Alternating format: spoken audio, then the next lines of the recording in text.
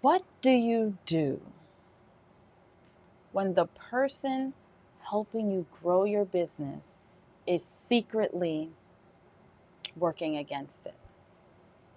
They bring in the numbers and they literally help you build your business. The clients love them. The team respects them. And then one day you find out they've been stealing your clients quietly on the side. Do you fire them and risk fallout? Do you confront them and risk the relationship?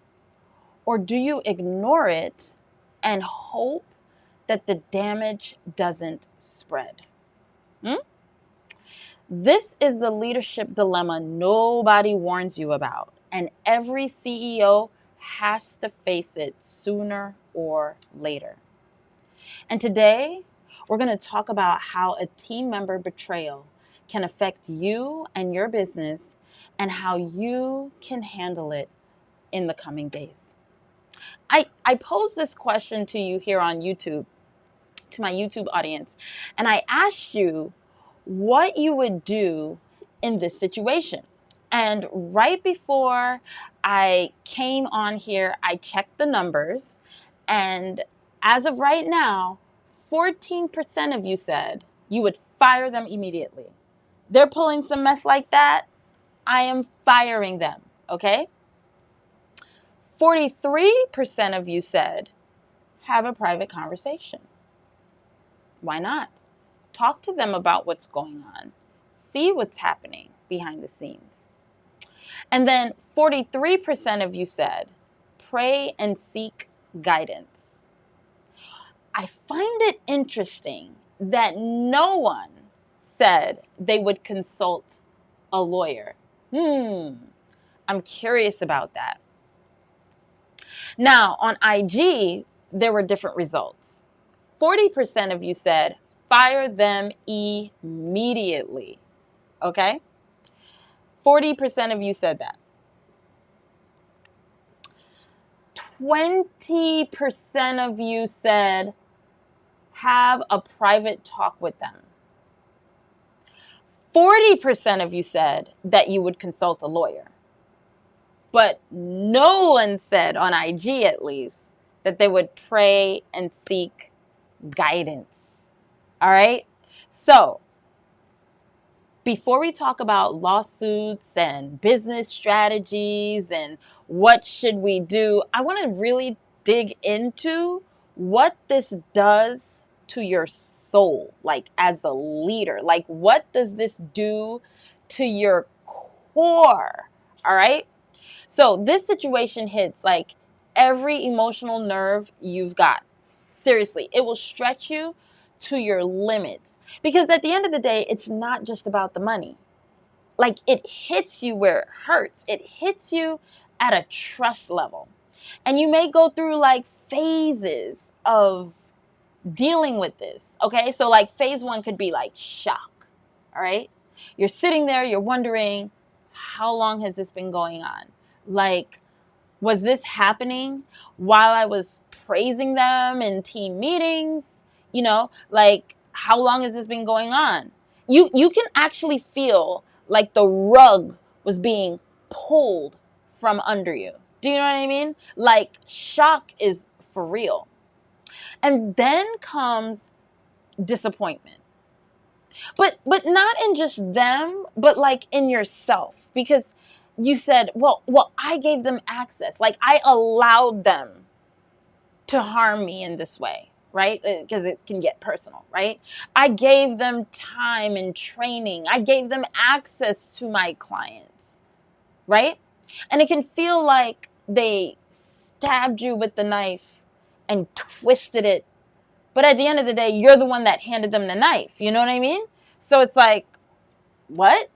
So then you can move into like doubt, right? You start asking like, did I miss the signs? Like, am I being too nice? Am I being too trusting? And then like your confidence as a leader can literally like start to shake and start to quiver, and you start to question yourself, right? And then you can just flat out be upset. Like, just anger can set in. Like, you want to march into their office. You want to blow the whole thing up. Like, you don't even want to deal with this, right? But you know, in the back of your mind, that you can't afford to lead from emotion. Like, you can't, like, allow that to be a thing, because then your team members will look at you like, do they have it all together? Is everything all right? Like, what's going on? You know what I mean? So you got to be careful with all of that. And underneath all of that, like all those emotions, then you got fear. What if they've already taken your best clients? What if others on the team are watching how you respond? What if this is the first sign of something deeper that's broken in your company culture? Like, believe it or not, this is the moment where leadership stops being about vision boards and strategy decks and all the things. And now it becomes about discernment, decisions, and emotional courage. So let's jump into it, right? Let's talk about it, because you know I love me a good case study, all right? So we're going to talk about Anthony Lewandowski.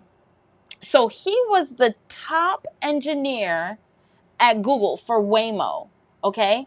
And Waymo was Google's self-driving technology. So while he was employed at Google, Lewandowski was allegedly like in communication with other Google employees, encouraging them to join him in launching Otto. So what was Otto? Otto was to disrupt the trucking industry. He wanted to have some sort of self-driving capabilities for these trucks, because we all know with truck driving, they're long hours, long trips, and he figured this would just revolutionize the trucking industry, right? Here's the problem. He did not disclose to Google, like, what he was up to. Clearly not, right? And that made this an ethical and contractual breach in his employment, okay? And this type of behavior usually falls under what's often referred to in legal terms as like breach of fiduciary duty. Okay, and that's part of recruiting and preparing to compete against your employer while still on their payroll, in a nutshell. So like, you're here paying payroll, paying someone a salary, and while you're paying them a salary, they're recruiting to compete against you. That's pretty much what it is. So here's what's crazy. After forming Otto, he successfully recruited key engineers and staff from Waymo, like people who had knowledge of Google's proprietary self-driving technology. He recruited into his new company, Otto. Y'all, this is crazy work. Like, are you here?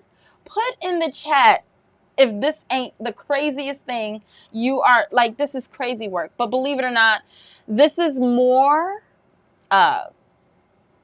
this happens more often than not, okay, than you think, right? So these were not just like general hires, okay? These were like core team members who had deep technical experience with like Google's systems and autonomous vehicle frameworks and all that kind of jazz. Like, they understood what was going on. So this raised major red flags for Waymo, because it wasn't just losing talent. There were also issues about trade secrets being lost here, right? Now, here's where it gets yeah, that is frustrating, Serenity. That is frustrating. So here's where it gets really crazy. Here's where it gets. So on top of poaching Google's talents, there was also the issue of IP theft. Okay, this is what made the situation worse and more legally severe, because Lewandowski also downloaded 14,000 confidential Waymo files before leaving. Okay. I'm talking hardware schematics, designs, engineering documents. I mean, the works, okay? The works. He went ahead and downloaded that. So now he built out Auto. And Auto seems to be thriving. Guess why? Because Uber acquired Auto shortly after. It's starting to get real nitty gritty, y'all. Uber acquired Auto. Okay? So here's what's crazy. When Uber acquired Auto, now Uber has access to that which Auto has, which was a massive unfair advantage and intensified issues with legality here, because now you're dealing with Waymo technology and documents and people that now Uber has. This is getting crazy, y'all. I know it's getting crazy. See, this is why I love me a good case study, because the tea in these case studies. Okay, so here's the thing. If this was your situation, I want to know, how would you navigate this? Okay? Like, what would you think about doing concerning all of this, right? Now, for me, when I look at these case studies, I like to turn to scripture and see what the scripture tells me. I love scripture for guidance, right? And believe it or not, there is in scripture a very similar situation that we can pull from to help us unravel it. Put yes if you want to know what the deal is, okay? So here it comes. The scripture reference that we're going to go into is 2 Samuel chapter 15 and verses 1 through 6. This is the story of Absalom and his father David, right? So Absalom was the son of David, King David, all right? And King David was king over Israel, all right? Let me tell you what Absalom did. Absalom got up early in the morning and stood by the side of the road leading to the city gate. Okay, what's the city gate? The city gate is what people had to pass through in order to get to the king so that they can bring their issues to get resolved. All right, because the king also judged the people. Well, this is what Absalom did. Whenever anyone came with a complaint to be placed before the king for a decision, Absalom would call out to them and say, hey, look, your claims that you're trying to bring, they are valid, they are proper, but I have bad news. There is no representative of the king to hear from you at this time. So they're like, wait a second. So you're telling me that I can't come and give my claim to the king? And Absalom was like, nope. And let me tell you, if I were the appointed judge, if I were over the land, then everyone who has a complaint or case could come to me and I would see that they receive justice. So he kept doing that. And he behaved this way toward all the Israelites who came to the king asking for justice.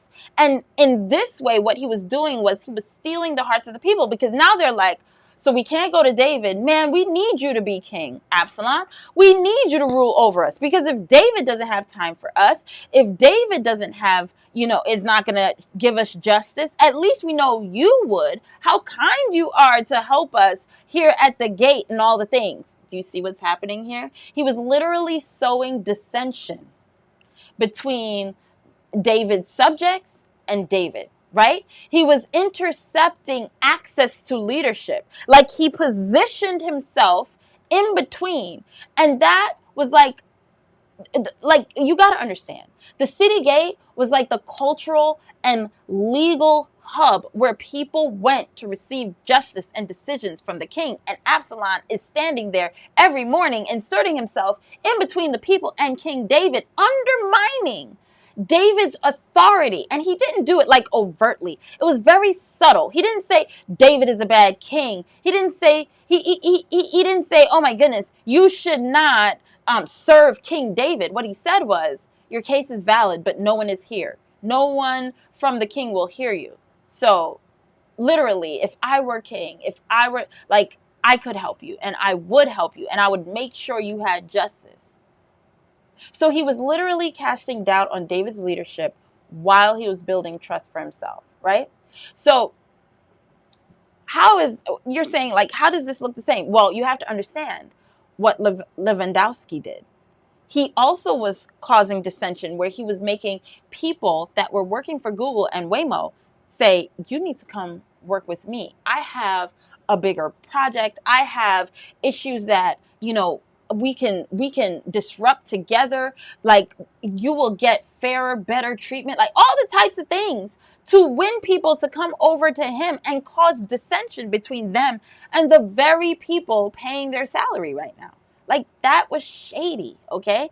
And here's what's really deep. With Absalom and with Lewandowski, he wasn't just blocking access. He was positioning himself as the better leader. That is the issue. And then stealing the people's loyalty over time, their hearts and everything, so that they would trust him over who was already paying their salary. I mean, this thing gets real crazy. So, like, as I'm studying this whole David Absalom saga, I had to ask, I was like, did David know what was going on? Like, did he know and he was just turning a blind eye to what was happening? Like, how did David handle this situation? That's really the question. Like, are you guys familiar with this story? Because it gets heavy. But the question is, how did David handle it? Well, let's talk about what David did. So we already know Absalom stole the hearts. And by the time report came back to David, the loyalty was already taken, okay?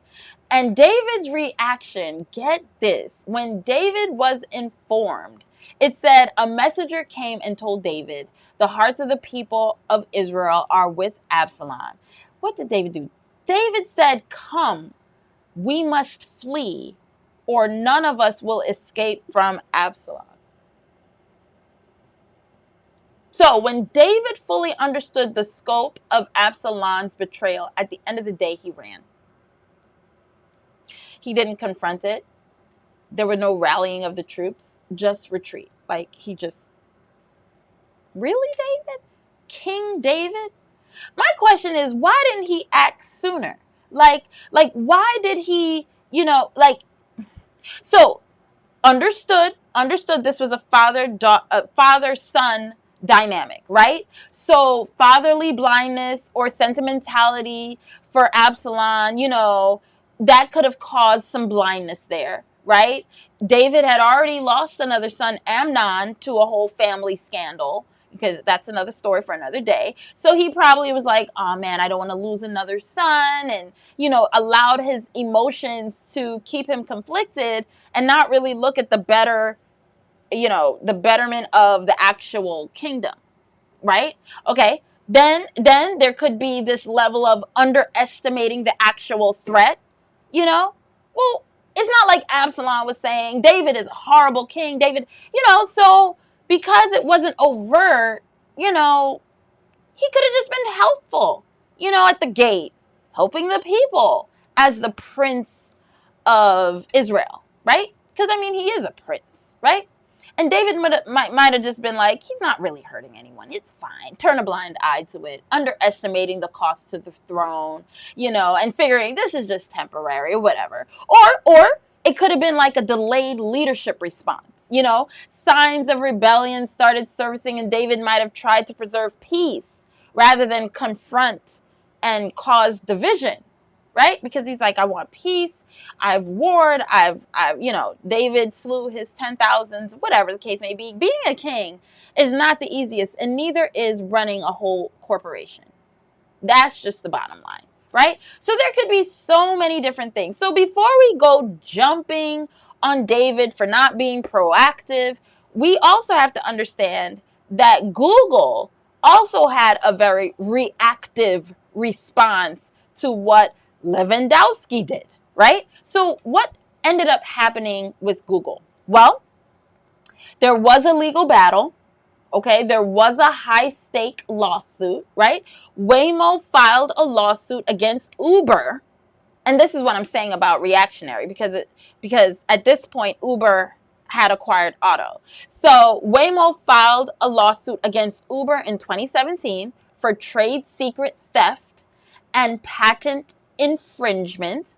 And the lawsuit accused Uber of knowingly benefiting from stolen technology after acquiring Otto. So that case exposed internal vulnerabilities in now Waymo and the protection over its tech and personnel. And you have to understand how this affected Waymo. Waymo had to go public with this legal battle, and that disrupted focus on innovation. It risked revealing even more sensitive technology in the court. Like, it shifted executive attention from growth, where they should be focusing on growing the company, to more damage control.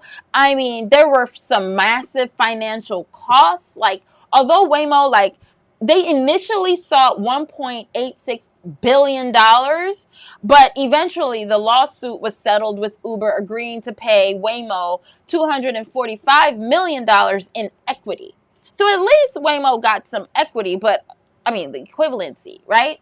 So here's what's really deep, because Uber was like, oh no, we're not going down by ourselves. Lewandowski himself was later ordered to personally pay Google $179 million, but he just declared bankruptcy, because that's how you get out of the $179 million that you owe. Okay, so what was the result for Waymo? There was a direct financial gain from the settlement, but far less than the potential loss incurred from the leak of proprietary technology. Okay, but this scandal triggered a lot of internal questions. Remember those fears we were talking about earlier in this whole conversation? Like, how could such a breach go unnoticed? The same question we were asking about David. Like, how do you not know this is going on? Like, what else might be taking place when it comes to our data and our talent, right? And the trust in leadership and internal systems. I mean, that's what's like shaken, because these were core people in leadership roles, right? So let's go back to the principles of scripture that we can pull from for both David and for the Google executives. How about we do that? Because we need to untangle all this mess, because clearly there is nothing new under the sun, and this has been happening for ages and thousands of years. So let's go back to Genesis. God lays out his blueprint for how he builds out anything. Okay, this is how he created the heavens and the earth. This is what we can use to go ahead and create our businesses today. On day 2 of creation, he created the firmament. Okay, the firmament was a form of protection over his creation. The real question is, how are we protecting our businesses? I will wait. And how do you protect your businesses? I will wait again. The only way right now to protect your businesses is through what I like to call contracts. What do you mean contracts, Kawana? Well, you got to understand that in contracts, we discuss hiring practices and all those things, because those are employee contracts, right? There are IP contracts that you may need to put in place in your company to protect those, right? You got to understand that at the end of the day, Waymo had to tighten their security. They reevaluated their hiring practices. They had to rebuild trust within their engineering teams, okay? And there were industry-wide implications. Like, this case set a legal precedent in Silicon Valley around poaching practices, employee mobility, the protection of IP in emerging tech fields, right? And all of this is mapped out in contracts. So, are your employee contracts solid? I cannot tell you how many of my clients, 7 and 8 figures, their employee contracts, gaps and holes all up and through them. And they're like, it's all good. We're fine. And they're just drumming after the revenue, not realizing that if these are not buttoned up, these are holes of areas where your inheritance, what you've been building, all the resources you've been gathering can be stolen from up under you. Okay? You got to understand that God has these things in place for a reason. Day 2, before he created the earth and the grass and the trees and the birds and all the other things, he made sure there was protection in place. How much more important is protection for your business? Okay? So we have to understand that contracts affect your operations. Operations rely on people and systems, period, point blank, case in point. I said it. Okay? But people can completely gut your systems if contracts are not appropriately created and upheld, right? The other aspect of this is measuring your KPIs, key performance indicators. What are you talking about, Kawana? What does this got to do with anything? Well, if David was paying more attention to the data, he would have noticed a significant drop in issues coming to him. You don't go from a whole bunch of issues coming to you daily to crickets, okay? And then that would have led you to say, what is going on here? And at least you would have been able to investigate, and you would have noticed what Absalom was doing. And if somebody was paying attention, they would have been like, wait a second, Absalom, what is Absalom telling these people that you're not available to hear their issues? And why not? Right? So KPIs keep you aware of what is actually going on in your business. Are we here? I need to understand if we are getting this. Because at the end of the day, these are issues that happen, especially when you hit your 7 and 8 figures. Because at the end of the day, what people see are success. They see money. They see you thriving. And they're like, how do I get a piece of the pie? And not everybody cares for integrity. Not everybody cares to ensure that they bring something to the table for the greater good of the business. They're looking out for themselves. That can happen, which is why when I'm talking to my clients about hiring, I don't just stick at skills and skill stacking. It's so important to understand integrity. It's so important to understand who the person is that you're bringing on into your team. This is key. This is key. And do we have proper systems in place for team operational strategies to make sure that as your team is doing their job day to day, that there are checks and balances? Because at the end of the day, and I always say this, people and systems, that is what your business is built on. Even though AI is here and other forms of technology is here, you still need people. And you still need to have them help you build out these systems and run them. Can't get around it. Business is totally relational. Totally relational. So, I want to leave you with this. Every kingdom, every business has a gate. For David, it was the gate of justice, where the people came to be heard. For you, it might be your inbox, your client portal, your team meetings, your brand reputation. And here's the truth. If you are not guarding the gate, someone else will step in, take your place, someone with charm, someone with ambition, someone with just enough access to do damage. And just like David, you may not see it right away. Just like Uber, it may seem like a rising star is pushing things forward until you realize they were building their own empire with your resources. Let me tell you, this is tough. But here's the thing. We don't have to fall like David. We don't. You don't have to bleed like Waymo. You don't. Because leaders who are rooted in truth and anchored in structure don't just recover from betrayal. They come back stronger, sharper, and more secure. This is why I always say you need mentorship. This is why you need coaches in your life. This is why you need structure in your business. This is why you need KPIs in your business. This is why you need contracts, proper contracts in your business, right? And at the end of the day, this reminds me of what I always say. Work is more about the development of character than it really is about providing for yourself. God will provide for you. That part is taken care of. But at the end of the day, in your work to build a business, in your work to hire people, in their work to help you build your business, at the end of the day, it boils down to the development of character. How do they behave under circumstances? Like, I would love to know why Anthony Lewandowski decided that it was better for him to go ahead and open up auto and siphon people over. Did he feel like his genius wasn't appreciated at Google?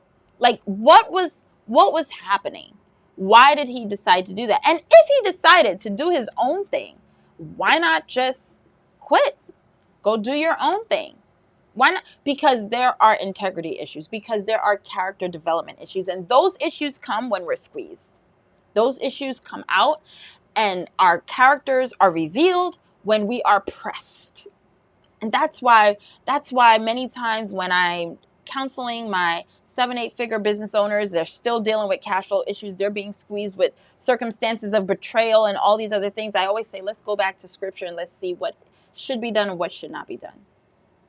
Let's go back to scripture and let's have faith on how it should turn out. Because at the end of the day, his principles ring true. And at the end of the day, I want you to leave here knowing, double check your contracts. Double check your KPIs. If you don't have any of these things set in stone or put in place, if you don't have proper structure, come see me. Let me help you. Click the link. I have a masterclass you can go ahead and join. Because at the end of the day, this is about your business. This is about your inheritance. And I want to see you win. I want to see you win. Well, that was the dilemma of today. That was the tea. That is what happens more often than not. I have at least a couple of my 8-figure earners going through some level of this type of betrayal. So it's a thing. It happens. Be prepared for it. Until next time, I will see you. Bye-bye.